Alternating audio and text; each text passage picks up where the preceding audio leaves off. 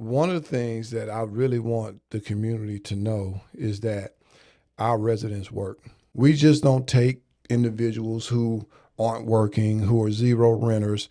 Our goal is to make sure that we are able to cover that 80% AMI all the way down to the resident who's making about $16,000 a year. We have a wide range of tenants who live in our facilities, but the myth that I want to dispel is that our residents don't work, because they do.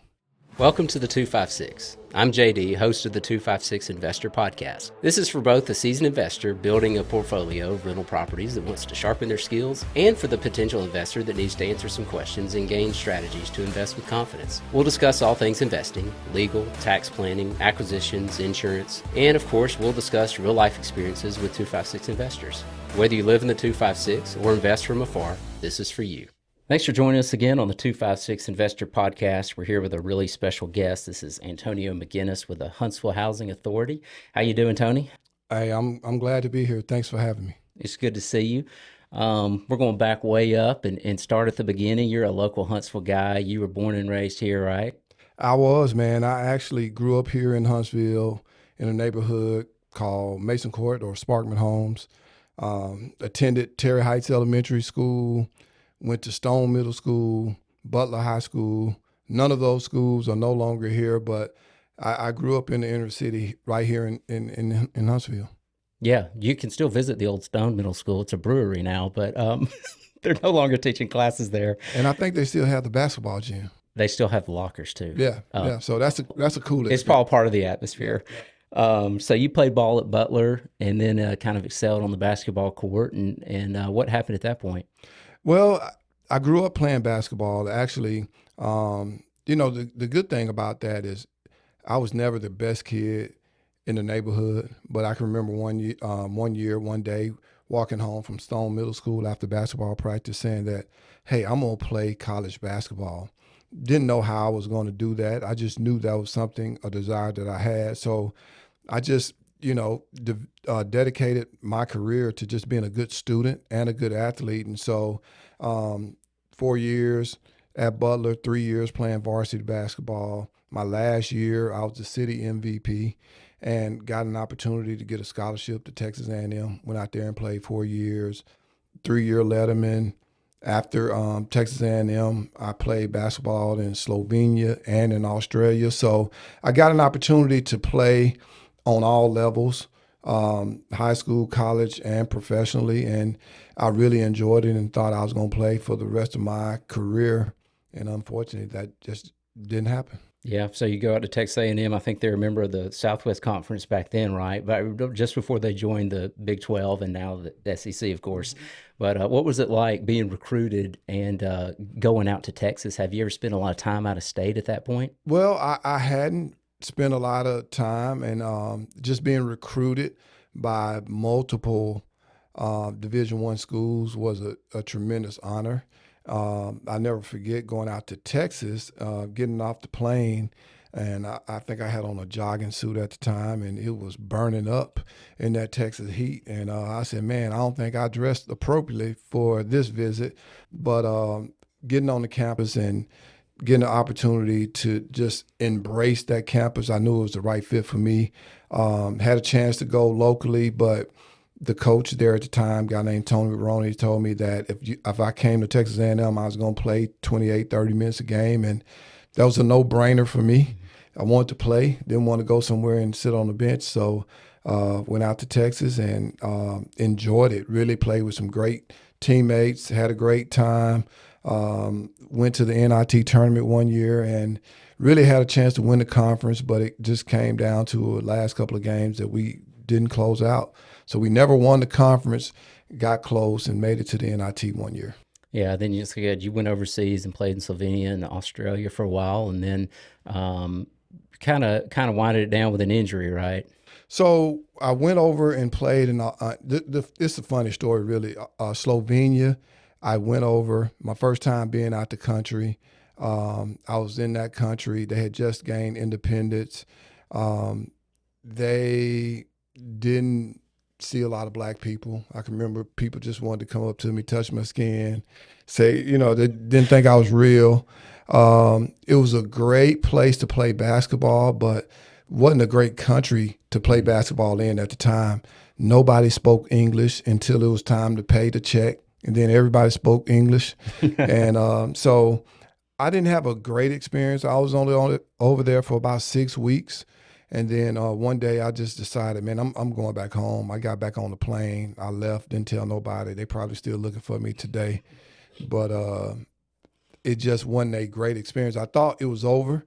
And then maybe 2 to 3 months later, got a call from my agent with the opportunity to play in Perth, Australia.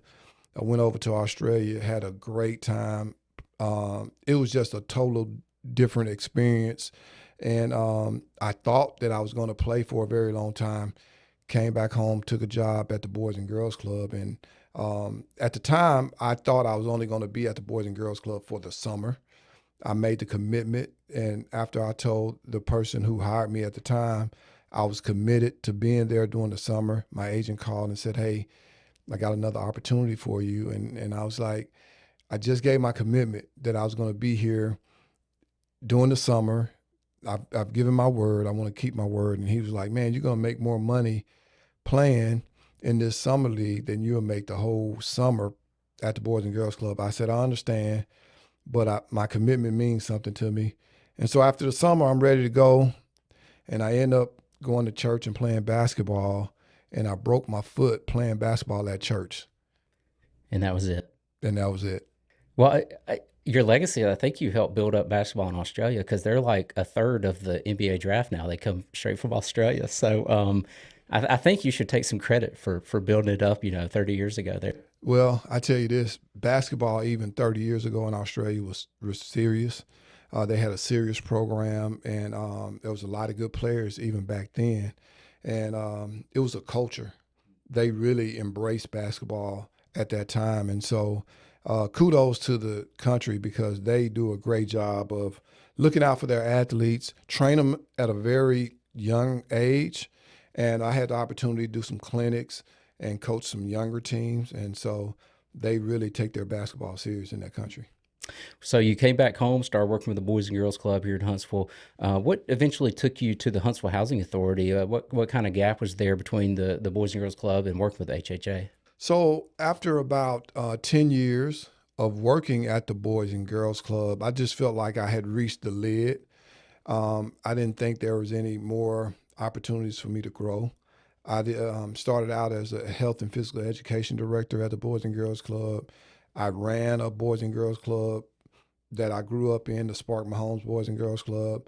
But I just felt like I needed to do more. And so an opportunity opened up at the Housing Authority for me to just kind of increase my territory a little bit. And so I took the job as a youth service coordinator. And that opportunity gave me the chance to work with children in all of the public housing facilities. And so it was just an eye-opening experience. Now I'm not just working in my neighborhood, I'm working in all the neighborhoods under the Housing Authority umbrella. And it just gave me an opportunity to just reach more children, reach more families, and just start the path that I was on to become eventually the executive director. Yeah, today you're the executive director and CEO of the Huntsville Housing Authority. Tell everybody the relationship between the Housing Authority and the Housing and Urban Development, the National Department. So we're funded through the federal agency. We don't receive any local money. All of our money is through HUD. We charge rent, and we have money that comes in through grants. But all of our funding comes from HUD, the Housing and Urban Development. We are one of their subsidiary organizations. We are not a municipality of the city at all. And I like to, know that we've been here now for what? We'll celebrate 85 years next year. So we've been in this community for a very long time, providing housing for a lot of people. We have close to 1,500 public housing units that we operate and manage. We have over 1,900 Section 8 or Assisted 8 vouchers that we distribute to the community. Here in Huntsville right now, we have close to 700 people on our public housing waiting list. And we have so many people in need of a voucher that we had to shut the program down. Well, we had to shut the waiting list down about 3 years ago and haven't opened it since then because the need is so great. And let's talk about the Section 8 program. So you had to shut the waiting list down because you had such demand, which means there's a lack of housing. What do investors need to know about how this program works? I do get a lot of questions from investors about the Section 8 program. I think a lot of people compare it to, if they're out of state, they compare it to where they're from, and maybe they've had some bad experiences. They've heard so many different things. Just clear up for everybody what it's like here in Huntsville. So for us here in Huntsville, we're considered a high-performing agency. That means we check the boxes when it comes to our certifications and our management process. Don't mean that we're perfect, but we try to do all that we can to cater to the landlord and the tenant. From time to time, we might drop the ball, but we'll try to fix it. We'll try to make sure that both parties are on the same page. Now, for a landlord, one of the key things that they need to understand is that they don't lose ownership when they sign up a Section 8 participant. In fact, a landlord has the opportunity to interview our tenants, and if they don't feel like they're a good fit, whether on paper or after they've done a physical interview, they don't have to lease to that tenant. Landlord continues to keep control of their unit. They can do in-home inspections. Whatever you do for a person who's rented in the private market, you can do for residents who have a voucher. You don't lose any control. You have ownership. That's your property. So you have to make sure that whatever you would like to do, whether it's for maintenance, regular monthly checks, whatever you want to do, you have the right to do that because it's your property. The relationship really is between you and the tenant. The housing authority provides the voucher, but that contract and that lease that is signed, that's between the landlord and the tenant. Yeah, I want to reiterate that the landlord or management company, perhaps, they don't have to change any procedures than what they do with any other renter. Like I said, the rent or a portion of the rent will come from the housing authority, but the landlord or management company, they don't have to change anything. They can do their same lease because it's between them and the tenant. They can still do their property inspections. They can still do all the other things, hold a security deposit. They can still do all those things. They don't have to change anything. I think that's a big myth, is that they have to change their policies and the processes to be with the Section 8 program as a landlord. Exactly, and you don't. There's some things that you have to do on the front end. You have to do an initial inspection. If there's something that's not working, we want to make sure that those things are working. We want to make sure that we have smoke detectors, fire alarm, whatever it is that's a safety and health issue. We want to make sure those things are in place, and that's a that helps the landlord. We don't want you all to be liable in case somebody gets hurt. So the things that are on that list, it may seem worrisome or troublesome, but those are things that not only protect the landlord, but protect our tenants as well. Yeah, it's helped me raise my game because I'm a participant. I'm a landlord on the program. And I remember 10 or 15 years ago, an inspector came in and did the initial inspection so that the tenant could move in. And she unlocked every window, raised it up, made sure that it would sit up on its own, and then lowered it back down and locked it back. And it was a safety check. And I thought, man, you're really thorough, maybe too thorough. But you know what? I adopted that policy with all of my properties. Go through that piece of the inspection goes through all my properties because it should be done. It's just a basic health and safety thing. They check all the fire detector, make sure the smoke detectors work. And it's just basic things that every landlord should really be doing with all their properties, whether or not it's through a public assistance or not. And I think it creates a sense of partnership between the housing authority, the tenant, and the landlord. If things are done right, we can all hold each other accountable. And really, it's all about accountability on all three parts. So our responsibility is to make sure that we get those checks out to the landlords on time. Even through a national pandemic, which we had to live through, we made sure that everybody still got paid. We want to make sure that our landlords aren't waiting weeks at a time. They know that by a certain time every month, that check is going to be there. And then the tenant has a responsibility to make sure that they keep the property clean, thorough. And then the landlord has a responsibility to check. And so it really makes the partnership solid. And it works well when everybody understands their responsibility and their role. Yeah, I'm glad you mentioned that because I know there's a lot of bad press because some landlords, nationwide did miss checks during the pandemic. Nobody missed a check here in Huntsville. Every landlord got their check right. Exactly. And we pride ourselves in making sure that everybody gets their check on time. So that's one of the things that I think makes a good partnership when we have a responsibility and we follow through on that responsibility. Well, it's the same way with the tenants and the landlords. Everybody has a role that they have to play. And when that's done right, we have a good system. I want to kind of dispel one more myth that a lot of landlords hold, and that's that they aren't allowed to do any screening of a tenant. They seem to think that they're just given someone and they have to go with that tenant at least for a year. And that's just not true. Every landlord, or management company, they have the opportunity to screen just like they would anybody else. That's right. And if you don't necessarily feel a tenant is a good fit, you don't have to sign that person to a lease. And so it still gives the landlord control, or the management company the control that they need. Now, you can't discriminate against people, but at the same time, if you don't think a person is a good fit, you go and look at their background record, you go look at some of their criminal records, and if they have stuff on their record that's not feasible, you don't have to rent them. It's no different. You can't discriminate outside of the public assistance either. So right, it's literally no different. But I think a lot of people, or they've been told that you have to take whoever the housing authority gives you. And it's just not true. You can screen. You can do all the same screening that you would with anybody else.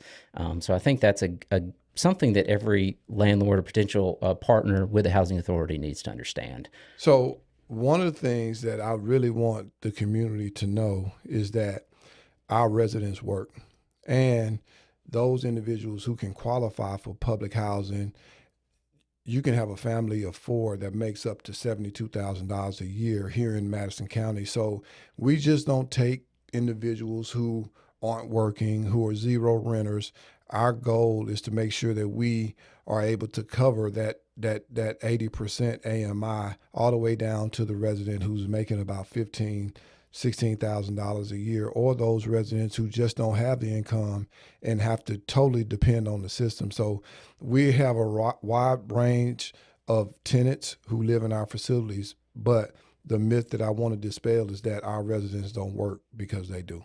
And the assistance can change if their income changes, correct? Exactly. It can change mid-lease. I know I've had a long-term tenant for about 10 years, and at different times, hers has been fully supported by the housing authority, and other times she's paid almost all of it with very little assistance from the housing authority, which I think it's a good thing. If she gets a promotion or a better job and she's able to pay more of that income, I think that's better for her and her family, and I have no problem with it. I don't know why anybody would, that the tenant is suddenly paying a higher portion of the rent required. The rent is the rent, whether it's coming from the housing authority or for the tenant. We don't change what the rent is. And so I think it's a plus, it's a benefit. The more a family becomes self-sufficient, the quicker we can get them off the program and we can help somebody else who's on that list. And that should be their goal. And the housing authority's goal is that they do become self-sufficient and allow for somebody else who's been on that waiting list that was shut down 3 years ago because there's just too many people waiting. It just gets somebody else there. Exactly. So, yeah, it benefits all involved again. Yeah. I think I've been involved with 4 different housing authorities, 4 different cities in Alabama. And I got to say, Huntsville's at the top of the list. I mean, like we are in so many things in our state with schools and everything. I mean, you're at the top of the list. The Huntsville Housing Authority is one of the better ones you can work with. Man, it's great to hear. And we appreciate that. We know we make some mistakes, but since I've been here at the Housing Authority, I want to make sure that we hold our Section 8 department accountable. And we're going to miss some things. We're going to drop the ball. But if we can fix it, we're going to make sure that we get it fixed. Yeah, for a landlord who's thinking about this, they can just go to the website, right, Huntsville Housing Authority website, and get some information to get started with the program as a landlord. There's, of course, a little bit of paperwork involved to get a property set up, and then some upfront stuff, and like you said, there'll be property inspections and things like that. But I do encourage everybody who's been on the fence about thinking about this. Huntsville's a really place to get started with the public housing. And I'll tell you this too, we're looking to have more landlord presentations. We want to do some town hall meetings. We want to make sure that landlords are comfortable with the program. So our goal over the next few months or so, we're going to be doing more and more landlord presentations, getting people up to speed on what it takes to be a landlord with our program, and hopefully dispelling some of those myths that are out there in the community, because this is a program that works. It's a solid program. A tenant could actually take those vouchers that they're receiving, turn them into a home ownership tool that they can take to the bank. And if a landlord is looking to offload property, this is one of those tools through our home ownership program that they might be able to do. Because if a person can qualify for a loan that has a voucher, that voucher becomes a source of income. And now if a landlord doesn't necessarily know what they want to do with a property, well, we have a solution. The person that you're renting could actually purchase that home and become a homeowner one day. Yeah, that's a really great plan. I mean, nobody wants to move more than they have to. And if they could purchase the home, I mean, it kind of benefits all sides if that's something the landlord is looking to do.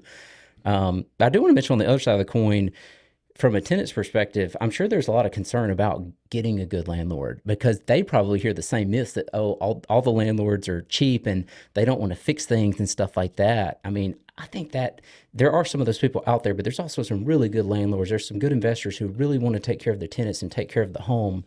And I think it's important to know that there are a lot of good people on both sides of the fence. I couldn't have said that better. I appreciate you saying that as well, because, there are some folks on both sides that need a little training. I'll say it like that.